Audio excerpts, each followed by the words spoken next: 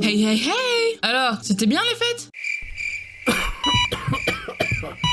Oui, tout n'a été que décision prise après mûre réflexion et dans une mesure raisonnable, évidemment. Bien évidemment! Bon, écoute, je sens que tu perds de l'altitude là, donc ne traînons pas, attrape ton remède anti-gueule de bois, pose le reste de ton corps où tu peux, et matons-nous Lady Oscar.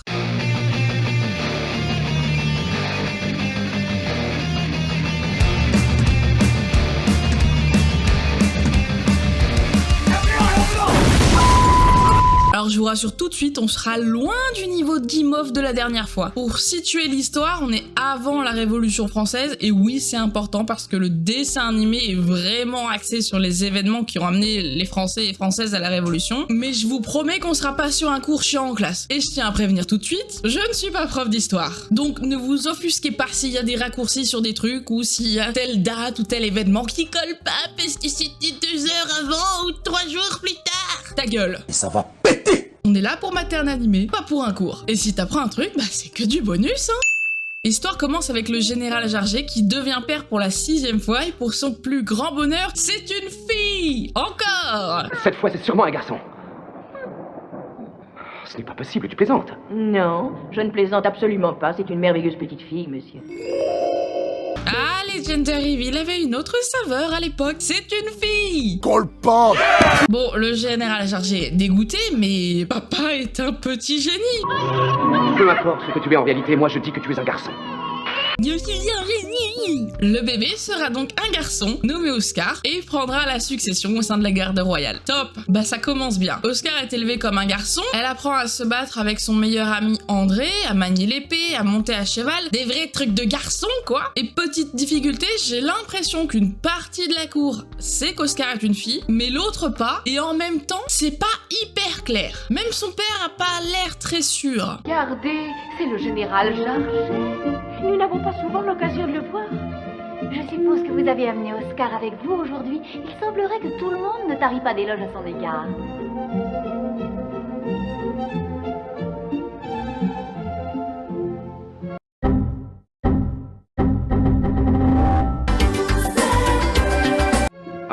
Excusez-moi, on me demande. On est 14 ans plus tard et Oscar est maintenant en âge de prendre une position plus importante. Une position dans quoi? Bah c'est toute la question. Le roi réclame au général de Jarget Oscar en tant que capitaine de la garde parce que c'est une personne de confiance et qui est plutôt bonne dans le maniement de l'épée, mais surtout parce qu'il a une mission bien précise, escorter Marie-Antoinette qui doit épouser le dauphin Louis-Auguste, aka Louis XVI. Sauf que Oscar dit non. Je ne veux pas garder une femme. 10 seconds later. Et puis c'est un ordre. Sous prétexte que ça soit humiliant pour elle au vu de ses compétences militaires et que veiller sur une petite princesse ça soit casse-couille, elle refuse. Après c'est plus un prétexte qu'autre chose, hein. En fait, Oscar aimerait avoir le choix de sa vie et voudrait rentrer à la cour en tant que femme et vivre la vie qu'elle aurait dû avoir et pas celle qu'on attend d'elle. Mais bon, ça reste un ordre du roi et comme à l'époque on déconne pas sur des sujets comme l'honneur de la famille, Oscar cède et devient capitaine de la garde. Alors bonne nouvelle pour Oscar, côté ne pas m'occuper d'une fille, va me faire chier, elle va pas avoir le temps de s'emmerder. Au moment du transfert de Marie-Antoinette, celle-ci décide d'échanger sa place avec une servante, sauf que cette servante c'est un homme et qu'il s'agit en fait d'une tentative d'enlèvement. Mais maman, Oscar te règle ça en quelques coups d'épée et scelle le début d'une amitié avec Marie-Antoinette. Finalement tout est bien qui finit bien, Marie-Antoinette rencontre son futur époux, c'est l'amour fou.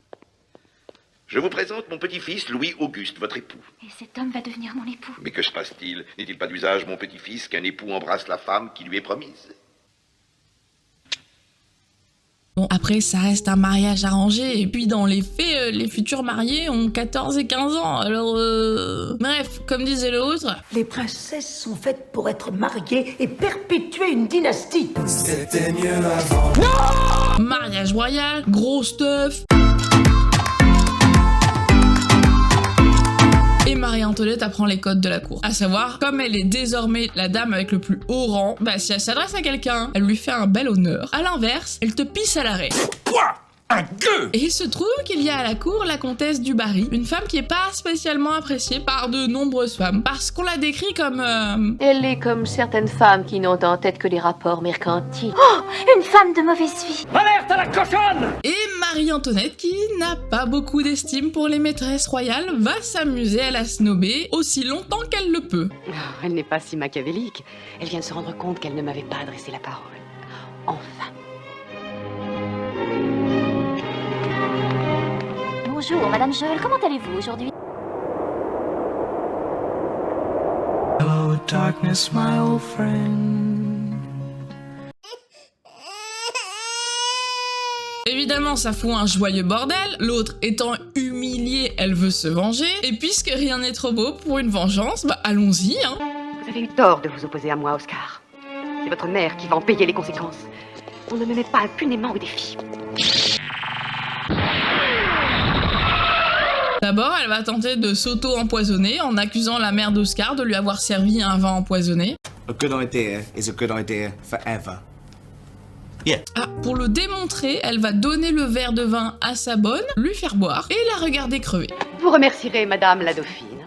Tiens, Rosette, on va partager ce nectar. Du vin pour moi? C'est trop de bonté que vous me faites, madame. Pas de problème. Mais bon, ça marche pas, donc autant s'attaquer à quelqu'un de plus important, genre le dauphin. Elle va tenter de s'assurer de sa mort en trafiquant un fusil de chasse qui devait lui péter à la gueule.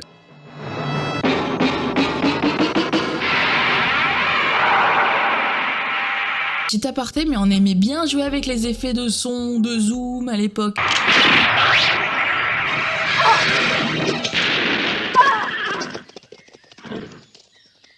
Ce lourdeau a toutes les chances, mais il ne perd rien pour attendre. Caramba, encore raté. Bref, les enfantillages de Marie-Antoinette vont arriver jusqu'aux oreilles de sa mère en Autriche, qui va intervenir et lui dire « Ma petite merdeuse, tu vas arrêter tes conneries parce que sinon tu vas foutre en l'air de l'alliance politique. » That's suspicious. Donc bon, à quelques mots près, c'était ça. Elle se plie à la volonté de sa mère, elle met fin à ce bordel.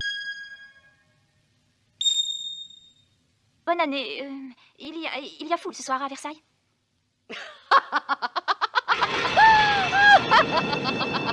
On est quelques années plus tard, le peuple crie famine, c'est la merde, mais au château, c'est la teuf. Marie-Antoinette, elle profite, elle se met bien, se fait des petits banquets, des petits bals, un petit coup de champagne par ici, un peu de bouffe par là-bas. Bon, le seul truc un peu triste dans son mariage, bah c'est son mariage.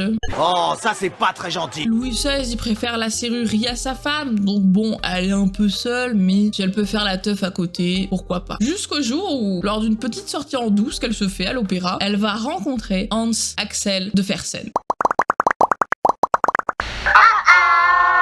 Oui, là, on est dans la pente glissante. Marie-Antoinette est secrètement amoureuse de Fersen. Alors c'est clairement le secret le moins bien gardé du royaume, vu que tout le monde est au courant, bah, sauf son mari. Look at this dude. Wait till you see the...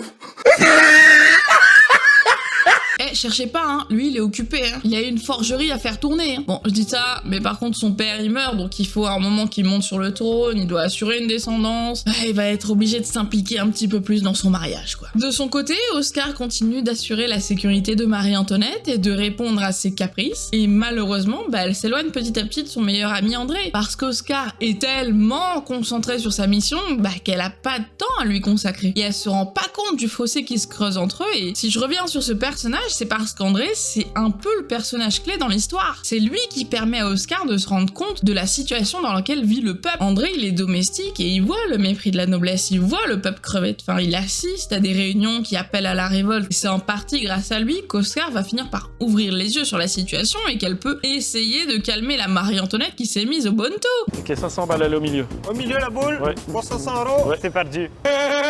C'est rigolo, Bon, au jeu d'argent, mais je sais pas moi à quoi il jouait avant, il y avait pas Poker Stars à l'époque. Bonne nouvelle, la famille royale finit par avoir des enfants, et avec l'arrivée de ses enfants, elle va se calmer un peu quand même sur ses dépenses, la Marie-Antoinette, au point de refuser un collier qui était estimé à 1 600 000 livres. Collier qui sera un élément qui a mené à la Révolution. Pour faire très simple, parce qu'il y a énormément de personnages dans l'histoire et que c'est impossible de parler de tout le monde en restant le plus bref possible, Marie-Antoinette va se retrouver au cœur d'un complot. Le joaillier qui avait fait ce bijou, il l'avait fait pour la maîtresse du précédent roi. Sauf qu'il se retrouve dans la merde parce que le roi il est mort et personne n'a payé le collier. Et que ça a coûté une blinde. Jeanne de la Motte, qu'on va définir comme une opportuniste parmi tant d'autres, manipule le cardinal de Rohan, qui lui a un faible pour Marie-Antoinette, en utilisant une fausse lettre et un sosie de la reine. L'objectif, c'est de pousser le cardinal de Rohan à se porter garant pour le paiement, au cas où la reine venait à avoir des difficultés à payer. Bah, sauf qu'elle payera jamais. Que le joaillier lui envoie des relances de paiement et que les escrocs se sont barrés vite fait. Enfin, tous sauf Jeanne, qui avait peur que sa disparition soit trop suspecte. Bref, lorsque l'escroquerie est découverte, non seulement c'est un scandale au sein de la cour, parce que c'est une humiliation pour Marie-Antoinette, mais alors pour le peuple, c'est une belle façon de montrer à quel point la noblesse leur chie dans la bouche.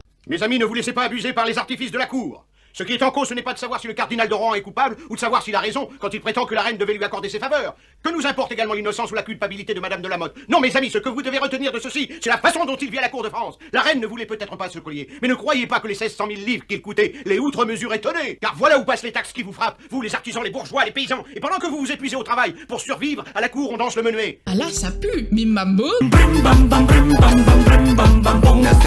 Prison pour l'un, marquage au fer rouge pour l'autre, on met un pansement et voilà, on dit que c'est réglé. Non, ça passe mal au sein du peuple. Au point que De Fersen revient, oui il était parti, et qui tente de mettre en garde Marie-Antoinette. J'ai peur, madame, j'ai peur qu'un jour vous ne soyez dans la tourmente. Aussi, si vous le permettez, j'aimerais demeurer près de vous, afin de vous servir jusqu'au jour de ma mort. Il m'a fallu des années pour éteindre le feu qui brûlait en moi. Je sais maintenant que ce n'était qu'un espoir chimérique, qu'une illusion pour calmer l'ardeur d'un pauvre apatride amoureux d'une reine. Ah, le retour de Fersen n'a pas que des conséquences sur le petit cœur de la reine. Oscar a le seum. Oh, Fersen, mon ami, je crois que je vous aime. À la saison des amours, les concerts se multiplient. Ah, vous l'aviez pas vu venir celle-là, hein? Je suis choqué. Et ce sera aussi la seule fois où on verra Oscar renouer avec la vie qu'elle voulait. Mais voyons, le moment où Oscar me demanderait de lui faire une robe, eh bien ça y est, c'est arrivé. Comment? Oscar veut porter une robe? Bon, comme pour Cendrillon, ça ne durera que le temps d'une valse. Ce visage me rappelle quelqu'un. Madame, voulez-vous m'accorder cette danse? Je vous en prie. Oh, vraiment, quel beau couple. Et maintenant, retourne aux emmerdes. Et ça, il va en pleuvoir. L'héritier du trône n'est pas parti pour faire long feu. Les conditions dans lesquelles vive le peuple ne s'améliorent pas. Oscar avoue son amour à De Fersen et demande à se retirer de la garde de la reine pour être affecté à la garde française parce qu'elle ne pourra pas supporter de le voir en permanence. André, dans une bagarre, perd un œil et il commence à perdre la vue sur son seul œil valide et un peu sous l'emprise de l'alcool et de la panique de perdre son œil, il avoue ses sentiments à Oscar. Pardonne-moi, Oscar. Mais si tu savais ce que j'ai enduré, si tu savais, Oscar, toutes ces années passées près de toi sans jamais aucun espoir, sans avoir jamais la moindre lueur dans ma nuit qui aurait pu me rapprocher de toi que j'aime, que je n'ai cessé d'aimer depuis le premier jour où tu m'es apparu. Là-dessus, Oscar lui dit « Ciao loser, je pars pour devenir commandant de la garde française », ce à quoi André répondra par un bon gros doigt d'honneur en s'inscrivant dans la garde. D'ailleurs, cette nouvelle prise de poste se passe super bien pour Oscar. Qu'y a-t-il, André? Je suis prêt pour la revue, mon colonel. Quand vous voudrez, le défilé pourra commencer.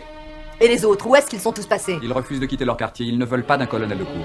Ah pardon, je vous ai passé la version française. Attendez, je vous passe l'original. André. 李中隊全員、新隊長の越兵を拒否するそうだ。なぜだ？理由を言え。女の隊長の命令は受けたくないそうだ。Ça pique. Et comble du comble, comme certains ont peur qu'Oscar n'arrive pas à se faire obéir de sa garde, ben on va la marier, c'est logique. Monsieur le Duc, si vous pensez qu'Oscar menace contre son gré l'ordre public, je vais la marier. Ne vous inquiétez pas, c'est un raccourci. Depuis qu'elle est née, on la traite comme un garçon, et dès que ça se compliquait un petit peu, non mais c'était une fille, on va la marier, hein, elle ira plus vite.